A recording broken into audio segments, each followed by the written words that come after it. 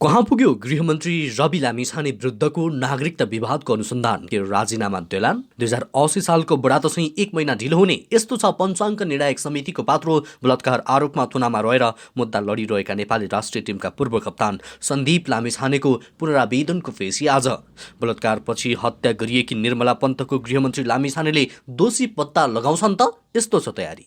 आज स्वर्गीय राजा वीरेन्द्रको 78औं जन्म जयन्ती विभिन्न कार्यक्रम गरी मनाइँदै 3 दिनदेखि चिसो वात्तै बढेपछि बाँके लगायत पश्चिम तराईको जनजीवन कष्टकर। भारतको आन्ध्र प्रदेशमा भएको एक राजनैतिक कार्यक्रममा भागदौड 7 जनाको ज्यान गयो। राष्ट्रिय प्रजातन्त्र पार्टीभित्र आफूले समर्थन गरेको सरकारमा सहभागी हुने कि नहुने भन्ने सम्बन्धमा विवाद। 70% औषधि यही उत्पादन गर्न सकिने भए पनि आयात नरोकिँदा नेपाली औषधि उद्योग मारमा मन्त्री छान्न सकस। विश्वासको मत लिएपछि मात्र विस्तार अन्तत प्रचण्ड फ्री समस्यामा। नेकपा यसलाई गाभेर ठुलो दल बन्दै एमाले प्रयास गर्दै केपी ओली 50 डिग्री सेल्सियस भन्दा बढी तापक्रमको म्याग्दीको दर्मिजहामा तातो पानी कुण्ड व्यवस्थित बन्दै। नेपाल टी20 क्रिकेटमा आजदेखि प्रवेश निःशुल्क। भारतमा निर्मित खोकीको झोल औषधि खाँदा उज्बेकिस्तानमा 18 बालबालिकाको मृत्यु लगायतका आज दिनभरका केही चर्चामा रहेका महत्त्वपूर्ण खबर अपडेटहरू आजको यस भिडियोमा। दर्शकवृन्द नमस्कार अनि हार्दिक स्वागत छ। आज पनि केही महत्त्वपूर्ण खबरहरू लिएर म सन्तोष कथायत उपस्थित भइसकेको छु। पुरा समाचार अत्यन्तै धेरै महत्त्वपूर्ण भएकाले अन्तिमसम्म हेरी भिडियोमा एक लाइक गर्दै सक्दो सेयर गर्न नबिर्सिनुहोला। साथै यति बेला कुन ठाउँबाट हाम्रो भिडियो सामग्री हेर्दै हुनुहुन्छ तलको कमेन्ट बक्समा जानकारी गराउन पनि नबिर्सिनुहोला। साथै पहिलो पटक हेर्दै हुनुहुन्छ भने फर्स्ट टाइम लेखेर कमेन्टमा जानकारी गराउनुहोला र रेगुलर हेर्नुहुन्छ भने रेगुलर लेखी जानकारी गराउनुहोला। समाचारको सुरुमा स्वर्गीय वीरेन्द्र शाहको प्रसङ्ग।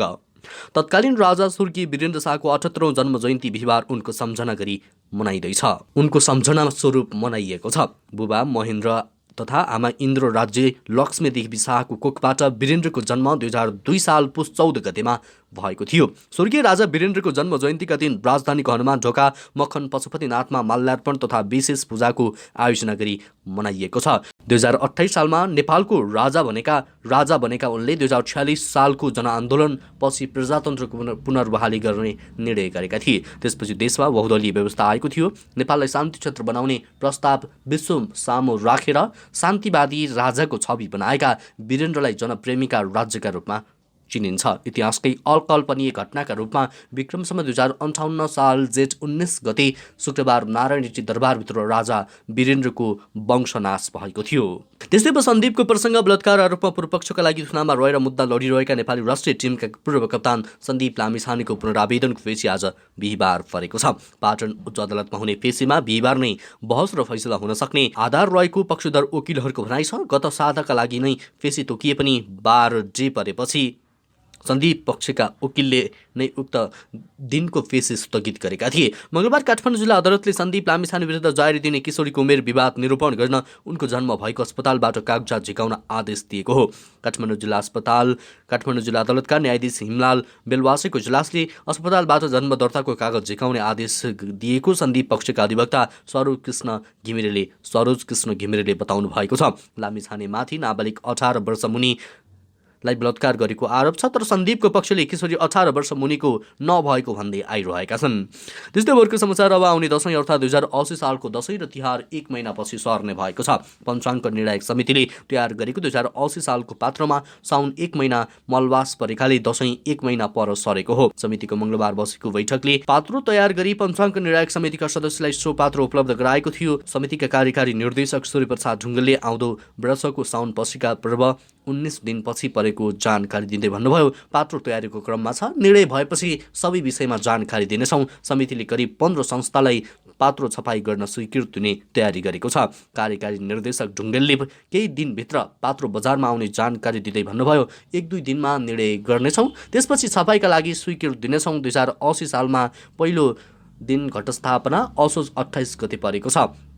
कार्तिक 4 गते फुलपाती, 5 गते महाअष्टमी, 6 गते महानवमी र 7 गते विजया दशमी परेको छ। त्यस्तै कार्तिक 11 गते कोजाग्रत पूर्णिमा परेको समितिका एक पञ्चाङ्गकारले बताउनु भएको छ। अर्को पर्व तिहार कार्तिक 25 गतेबाट सुरु हुनेछ। 25 गते काग तिहार, 26 गते कुकुर तिहार र लक्ष्मी पूजा, 27 गते गाई तिहार, 28 गते मोह पूजा, नेपाल सम्बन्ध गोवर्धन पूजा, 29 गते भाइटिका परेको छ। त्यस्तै अब निर्मला पन्तको प्रसङ्ग लामिछानेले गृहमन्त्रीमा नियुक्त भए लगत्तै बलात्कारपछि हत्या गरिएकी निर्मला पन्तलाई न्याय दिलाउने घोषणा गरेका कारण 4 वर्ष पहिलेको यो घटनाले फेरि देशभरि चर्चा पाएको छ। कञ्चनपुर र कैलालीमा भने चिया पसलदेखि चोक चौतारासम्म विष्टलाई नै दोषी देखाएर पक्राउ गर्ने चर्चा सुनिन थालेको छ।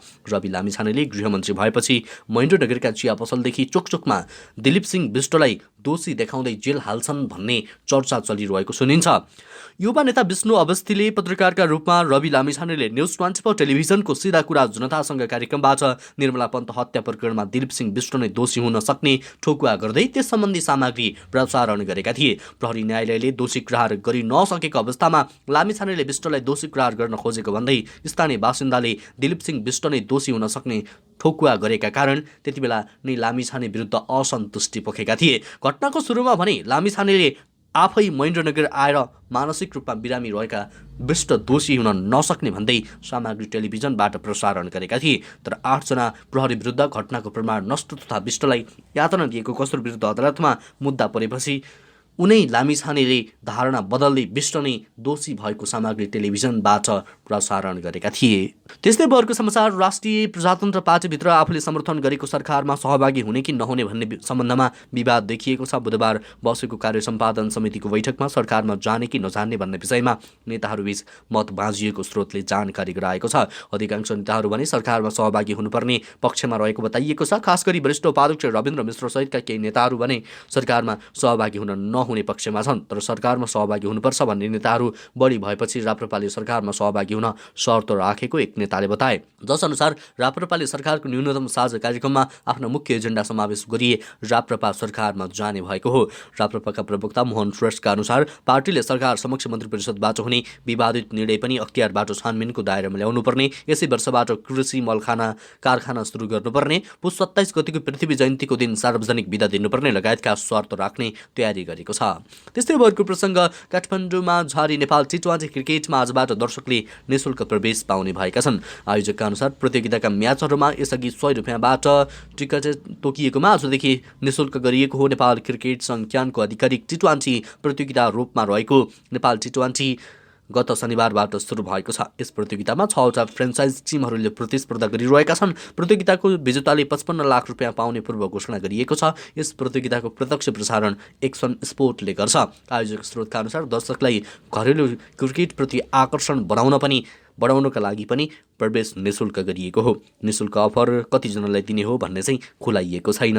त्यस्तै अर्को समाचार, उज्बेकिस्तानको भारतमा निर्मित खोकीको झोल औषधि खाँदा कम्तीमा 18 बालबालिकाको मृत्यु भएको दावी गरिएको छ। उज्बेकिस्तानको स्वास्थ्य मन्त्रालयले एक विज्ञप्ति जारी गर्दै मृत्यु भएका बालबालिकाले नोएडा स्थित मेरियन बायोटेकले बनाएको झोल औषधि डक 1 म्याक्स सेवन गरेको जनाइएको छ। सिरपको ब्याचको प्रयोगशाला परीक्षणमा औषधिमा इथिलिन ग्लाइकोल नामक विषाक्त पदार्थ भेटिएको मन्त्रालयले जनाएको छ। बच्चाहरूलाई घरमा डाक्टरको प्रिस्क्रिप्सन बिना उनीहरूका आमा बुवा र औषधि विक्रेताको फार्मासिस्टको सल्लाहमा दिएको पाइएको पनि मन्त्रालयले जनाएको छ। त्यस्तै बच्चाहरूको लागि मानक डोजभन्दा बढी औषधि दिइएको हो।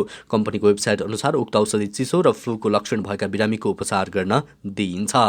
त्यस्तै जाडोको हाहाकारको प्रसङ्ग, 3 दिनदेखि चिसो वात्तै बढेपछि बाँके लगायत पश्चिम तराईको जनजीवन कष्टकर बनेको छ। बाँकेको नेपालगञ्ज, कोहलपुर, खजुरा, नरैनापुर लगायतका क्षेत्रमा चिसोले जनजीवन अत्यन्तै प्रभावित बनेको छ। बिहानदेखि नै बाक्लो हुस्सो र कुहिरो लागेको छ। चिसोले बजार तथा शहरी क्षेत्रमा चहल पहल घटेको छ। शहरमा सवारी साधन न्यून चलेका छन् भने नेपालगञ्जमा बिहानदेखि नै हुस्सो र कुहिरोले अत्याधिक चिसो भएको स्थानीय राम सुहावन यादवले बताउनु भएको छ। चिसोले घर बाहिर निस्किन सकिएको छैन। उहाँले भन्नुभयो, चिसोले ज्यादाधरी काम गर्न बढी मारमा परेका छन्। उनीहरू काममा जान पाएका छैनन्। चिसोले काम गर्न जान नपाएको बाँकेको डुडुवा गाउँपालिका 4 का रामदिन गोडियाले बताए। आगो बालेर यहाँका नागरिकले न्यानो लिइरहेका छन्। चिसोले बिहान आउटजाउट गर्ने विशेष गरी विद्यार्थी, मजदुर, बालबालिका, गरिब, असहाय र ज्येष्ठ नागरिक बढी प्रभावित छन्। चिसोकै कारण दम, निमोनिया, रुगाखोकी, ज्वरो लगायतका बिरामी बढेका छन्। त्यस्तै अर्को समाचार, एमाले माओवादी लगायतका 7 दलीय गठबन्धनको नयाँ सरकारलाई मन्त्री परिषद विस्तारमा सकस परेको छ। सरकारमा सहभागी सबै दलबाट मन्त्री बन्नेहरूको आकांक्षा अत्याधिक भएपछि मन्त्री परिषद विस्तारमा सकस परेको हो। धेरै सांसदहरू मन्त्रीको आकाङ्क्षी भएपछि प्रधानमन्त्री पुष्पकमल दाहाल प्रचण्डले विश्वासको मत लिएपछि मात्र मन्त्रीमण्डल विस्तार गर्ने तयारी गरेको बताइएको छ। राष्ट्रपति विद्यादेवी भण्डारीले प्रतिनिधि सभाको बैठक 25 पुसमा आह्वान गरेकी छिन्। प्रतिनिधि सभा बैठक सुरु भए लगत्तै विश्वासको मत लिने र त्यसपछि मन्त्री परिषदलाई पूर्णता दिने तयारी गरिएको प्रधानमन्त्रीको सचिवालयले जनाएको छ। यस विषयमा प्रधानमन्त्री प्रचण्डले सत्ता साझेदार दल नेकपा एमालेका अध्यक्ष केपी ओलीसँग बुधबार छलफल गरेका छन्।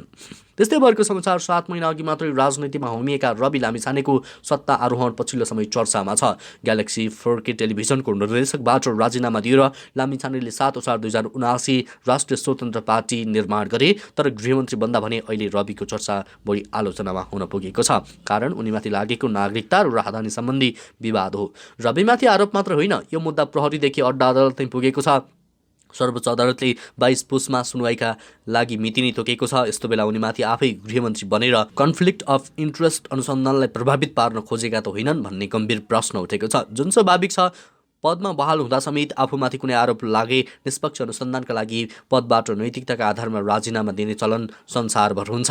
नेपाल प्रहरीका पूर्व डिआइजी हेमन्त मल्ल पनि रवि गृहमन्त्री हुँदा नागरिकता विरुद्ध परेको उजुरीको अनुसन्धानमा प्रत्यक्ष असर पर्ने बताउँछन्। सिधै हस्तक्षेप गर्ने वा नगर्ने भन्ने कुरा फरक कुरा हो, तर अनुसन्धानमा खटिएका कर्मचारीहरू आफै हस्किन्छन्, त्यसको प्रभाव पर्छ नै डिआइजी मल्ल भन्छन्। रविको नागरिकता प्रकरण विरुद्ध अधिवक्ता द्वय रविराज बसौला र नानी बाबु खत्रीले सर्वोच्च अदालतमा निवेदन दिएका थिए। सर्वोच्च बाहेक रविको नागरिकता विरुद्ध गृह मन्त्रालयमा पनि उजुरी परेको थियो। सोही उजुरीका आधारमा गृह हुँदै 15 मङ्सिरमा जिल्ला प्रशासन कार्यालय काठमाडौँ र काठमाडौँ प्रहरीले अनुसन्धान जारी राखेको छ। तर करिब 1 महिनासम्म पनि काठमाडौँ प्रहरीले रविमाथिको अनुसन्धान प्रतिवेदन भने जिल्ला प्रशासनलाई बुझाउन सकेको छैन। त्यस्तै भरको समाचार आयात नरोकिँदा नेपाली औषधि उद्योग मारमा परेका छन्। नेपाललाई आवश्यक पर्ने 70% औषधि यहीँ उत्पादन गर्न सकिने भए पनि आयात नरोकिँदा उद्योग पूर्ण रूपमा सञ्चालन हुन सकेका छैनन्। नेपालमा 125 औषधि उत्पादन उद्योग दर्ता भएका छन्, जसमध्ये 83 उद्योगका औषधिहरू बजारमा आइसकेका छन्। नेपाल औषधि उत्पादक सङ्घका महासचिव विप्लव अधिकारीका अनुसार नेपालमा एउटा औषधि 5 उद्योगले उत्पादन गरेकालाई आयात रोक्दा मात्रै पनि 200 भन्दा बढी प्रकारका औषधि रोकिन्छन्। उनको भनाइमा 20 वर्ष अघि बङ्गलादेशले दुई कम्पनीले उत्पादन गरेका औषधि विदेशबाट आयातमा रोक लगाएको थियो, जसको नतिजा स्वरूप अहिले बङ्गलादेश आत्मनिर्भर मात्र होइन, निर्यातमा पनि अग्रणी बनेको छ। भारत लगायत देशले पनि आफूलाई आत्मनिर्भर भएका औषधि आयातमा रोक लगाउने गरेको अधिकारीले बताएका छन्। विश्व बजारमा पहिलो चीन र दोस्रो भारत सबैभन्दा बढी औषधि उत्पादन गर्ने मुलुक भएको व्यवसायीहरूले बताउँदै आएका छन्। त्यस्तै बरको समाचार उप प्रधानमन्त्री तथा गृहमन्त्री रवि लामिछानेले आफ्नो सचिवालय संयोजकमा दीपक बोहरालाई नियुक्त गरेका छन्। राष्ट्रिय स्वतन्त्र पार्टीको केन्द्रीय सदस्य बोहरालाई रविले सचिवालयको नेतृत्व दिएका हुन्। बोहरालाई रासपाले पार्टीको समानुपातिक सूचीमा समेत राखेको थियो, तर लैङ्गिक तथा जातीय सन्तुलन मिलाउनु पर्ने भएकाले त्यसमा अवसर पाएनन्। लामिछानेले सञ्चारकर्ममा हुँदादेखि नै बोहरा उनका निकट सहकर्मी थिए। उनले न्युज 24बाट प्रसारण हुने लोकप्रिय कार्यक्रम सिधा कुरा जनतासँगमा प्रोड्युसरको काम गरेका थिए। त्यस्तै भरको प्रसङ्ग भारतको आन्ध्र प्रदेशको नेल्लोर जिल्लामा एक राजनीतिक कार्यक्रममा भागदौड हुँदा 7 जनाको ज्यान गएको छ भने केही कार्यकर्ता घाइते भएका छन्। पूर्व मुख्यमन्त्री चन्द्रबाबु नायडूको राजनीतिक कार्यक्रममा भागदौड भएको थियो। अहिलेको राज्य विधानसभामा विपक्षी नेता नायडूले हिजो बेलुका एउटा सभालाई सम्बोधन गर्ने कार्यक्रम थियो। कार्यक्रमका लागि जम्मा भएको ठुलो भिड नेतालाई भेट्न अगाडि बढ्ने क्रममा भागदौड मचिएको BBC हिन्दीले जनाएको छ। घाइतेहरूको स्थानीय अस्पतालमा उपचार भइरहेको छ। नेता नायडूले ज्यान गुमाएकाहरू परिवारलाई 10 लाख भारतीय रुपियाँ क्षतिपूर्ति दिने घोषणा गर्नुभएको छ। त्यस्तै बरको प्रसङ्ग एमालेका नेताहरूले नेकपा एकीकृत समाजवादीका अध्यक्ष माधव कुमार नेपाल लगायत नेताहरूलाई भेटेर दुई पार्टीलाई मिलाउने प्रयास थालेका छन्। एमालेका उपाध्यक्षहरू विष्णु पौडेल र सुभाष नेवाङ, उपमहासचिव पृथ्वी सुब्बा गुरुङ, पोलिट ब्युरो सदस्य महेश बस्नेत लगायतका नेताहरूले नेपालसँग भेटघाट गरी नेकपा यसका नेताहरूलाई पुरानो घरमा फर्कन आग्रह गर्दै एकताको प्रयास थालेका हुन्। मङ्सिर 4मा निर्वाचन सम्पन्न भएपछि नै नेता नेपालसँग निरन्तर भेटघाट गरिरहेको एमालेका नेताहरूले जनाएका छन्। त्यस्तै आजको अन्तिम समाचार म्याग्दीको दर्मिजाका तातोपानी कुण्ड व्यवस्थित बन्दै गएको छ। दर्मिजा गाउँको पुच्छारमा रघुगङ्गा नदीको किनारमा रहेको मुहानबाट 50 डिग्री सेल्सियस भन्दा बढी तापक्रमको तातो पानी निस्कने गर्दछ। सो कुण्डमा स्नान गर्दा छाला सम्बन्धी रोग, चोटपटक, बज्रिएको, सुन्निने जस्ता समस्याहरू निको हुने विश्वास छ। यसै गरी सानो पोखरी रहेकोमा गत वर्ष जलस्रोत तथा सिँचाइ डिभिजन कार्यालयले म्याग्दीको सहयोगमा निर्माण भएको जानकारी उपभोक्ता समितिका अध्यक्ष विष्णुप्रसाद पुनले दिनुभएको छ। सो पोखरीमा एक पटकमा 25 जनासम्मले डुबेर उपचार सेवा लिँदै आएका छन्।